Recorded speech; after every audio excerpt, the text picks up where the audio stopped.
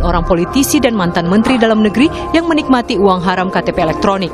Ditetapkan sebagai tersangka dalam kasus dugaan korupsi bantuan sosial atau bansos masyarakat dalam rangka penanganan pandemi COVID-19 di Indonesia. Dan salah satunya adalah Menteri Sosial Juliari Peter Batubara.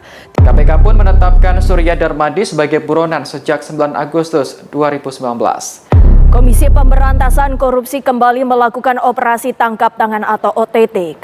Penangkapan Wisnuwardana, mantan Ketua DPRD Surabaya, buron kasus korupsi pengalihan aset BUMD PT Pancawira Usaha Jatim dengan kerugian negara 11 miliar itu. KPK mengamankan sejumlah senjata api, sejumlah uang tunai saat menggeledah rumah dinas Menteri Pertanian Syahrul Yassin Limpo. Stop sampai situ. Ketika kita berbicara tentang kasus korupsi di Indonesia, maka kami yakin bahwa hal itu akan mirip seperti sebuah series film yang tidak tahu kapan akan sampai pada endingnya. Dan kata korupsi bukanlah suatu kata yang asing di telinga kita. Korupsi ialah tindakan menyalahgunakan wewenang atau otoritas yang dimiliki oleh pejabat publik atau tokoh-tokoh penting demi kepentingan diri sendiri dan merugikan negara. Korupsi sendiri dikategorikan sebagai extraordinary crime atau kejahatan luar biasa karena kejahatan ini bersifat merusak. Dari tindakan korupsi yang dilakukan dalam suatu negara, dampak yang timbul akan meluas di berbagai aspek. Mau itu aspek ekonomi, politik, sosial, dan sebagainya. Banyak masyarakat yang belum sadar akan dampak dari tindakan korupsi tersebut. Padahal jika kasus korupsi di negara ini sedikit, masyarakat dapat merasakan beragam kenikmatan yang juga dirasakan oleh negara-negara maju dan minim kasus tindakan korupsi, seperti pembangunan infrastruktur yang merata, memadai, biaya pendidikan gratis, minimnya tingkat kemiskinan, dan masih banyak lagi. Perlu kita ketahui bahwa tindakan korupsi terjadi karena adanya cikal bakal yang memungkinkan tindakan korupsi terjadi, yaitu perilaku koruptif. Perilaku koruptif ini merupakan perilaku-perilaku buruk yang sering kita lihat secara kasat mata di lingkungan kita dalam kehidupan sehari-hari, atau bahkan kita melakukan perilaku itu sendiri. Untuk lebih lengkapnya, saksikan video ilustrasi singkat berikut ini.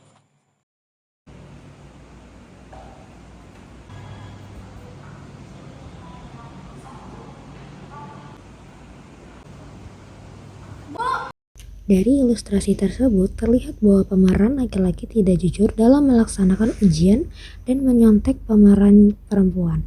Untungnya dia menunjukkan sikap berani, yaitu mengadu kepada pengawas atas ketidakjujuran pemeran laki-laki serta jujur dengan tidak menyontek dan jujur ketika ada yang menyontek dirinya.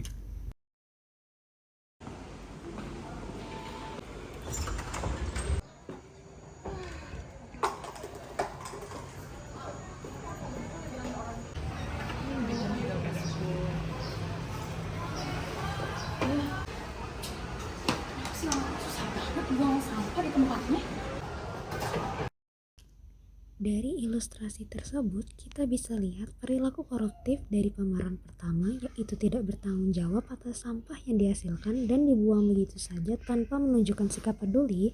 Pemeran kedua justru menunjukkan sikap yang harus ada pada diri kita, yaitu peduli, dengan tindakan membuang sampah yang berserakan pada tempatnya.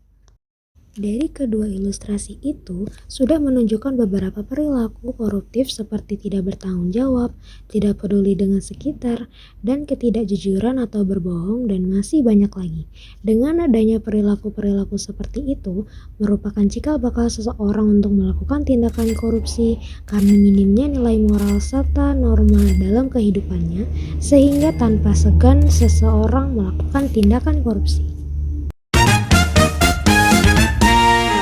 Hukum dan peraturan yang berlaku saja tidak cukup untuk mencegah tindakan korupsi, karena hukum hanya memberi efek jera sementara pada koruptor. Perlu kita awali dengan kesadaran dari diri sendiri akan bahayanya tindakan korupsi, membuang segala perilaku-perilaku koruptif, dan meningkatkan moral dalam diri kita. Dengan begitu, tindakan korupsi dapat ditekan menjadi seminim mungkin dan mewujudkan negara yang anti korupsi. Stop perilaku koruptif dan stop korupsi.